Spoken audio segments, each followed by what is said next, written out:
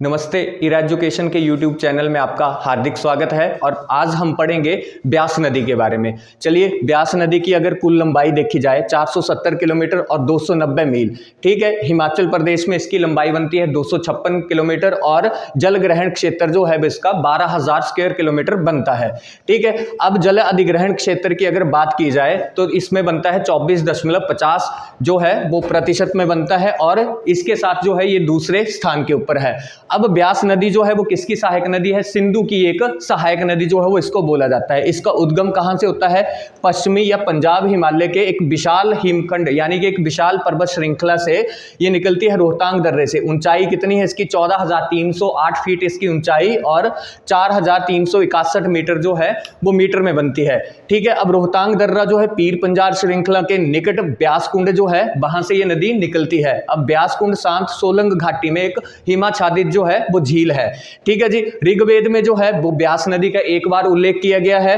अब ब्यास नदी के अन्य नाम क्या क्या है? वैदिक नाम इसका अर्ज किया, संस्कृत नाम इसका विपाशा और ग्रीक में इसका नाम हाइफेसिस जो है वो लिखा गया है। ठीक है, अगर इसकी कुल्लू घाटी से होकर जो है ये नदी गुजरती है और धौलाधार श्रेणी को जो है ये लारजी नामक स्थान में काटती है। ठीक है, अब कौन सी जगह कहां से प्रवेश करती है? तो इंदौरा और मिर्तुल के बीच में ये नदी जो है वो पूर्व से पश्चिम दिशा की ओर बहती है। ठीक है, बजौरा नामक स्थान से मंडी जिले में प्रवेश करती है। संधोल नामक जो जगह है मंडी जिले को छोड़कर ये कांगड़ा में प्रवेश करती है। अब मुर्तुल नामक स्थान से पंजाब के मैदानी एरिया में प्रवेश करती है। अब इसके किनारे बसे हुए प्रमुख शहर कौन कौन से हैं? मंडी, कुल्लू, पंडोह और नादौन, सुजानपुर, देहरा, गोपीपुर। ठीक है, मनाली जो है समुद्र तल से 2050 मीटर की ऊंचाई के ऊपर ब्यास नदी के किनारे बसा हुआ एक प्रमुख शहर है।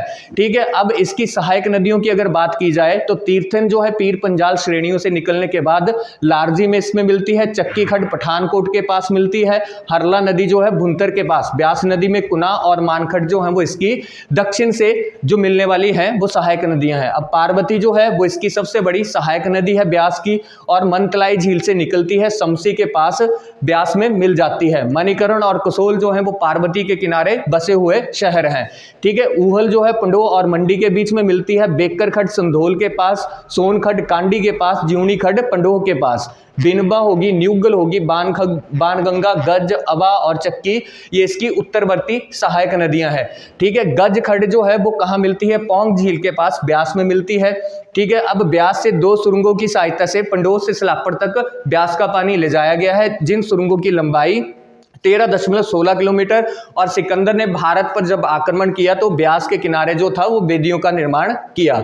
सैंज नदी जो है वो स्पीति के सुप्पागनी चोटी से निकलती है, लारजी के पास इसमें मिल जाती है। हरला नदी और भुंतर के पास और कुनाह मानखड़ जो है वो इसकी दक्षिण से ब्यास की सहायक नदियां हैं।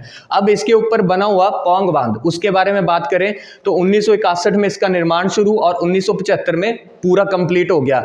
ठीक है, महाराणा प्रताप सागर के नाम से जो इसको हम लोग जानते हैं और अपनी किस्म का एक मिट्टी से भरा हुआ ये तटबंध है। ठीक है, अब इस झील में 4 प्राकृतिक द्वीपों का निर्माण हुआ है, जिसमें कारू, काजल का टापू, रैंसर, जट्टा दा कुआला। ठीक है, ये इसके प्रमुख जो द्वीप हैं पौंग झील में बने हुए वो हैं।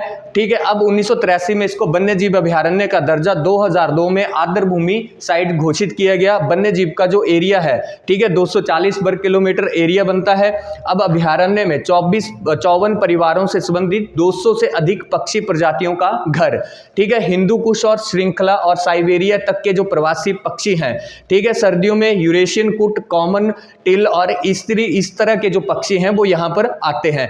5 परिवारों की 27 प्रजातियों की मछलियों का ये घर है। तितलियों की 85 से अधिक प्रजातियां यहाँ रहती हैं और प्राथमिक वनस्पति उत्तरी शुष्क मिश्रित पर्णपाती है। और इस अगली वीडियो में जो है नेक्स्ट नदी के साथ मिलेंगे। हमारे YouTube चैनल को सब्सक्राइब करें और शेयर करें।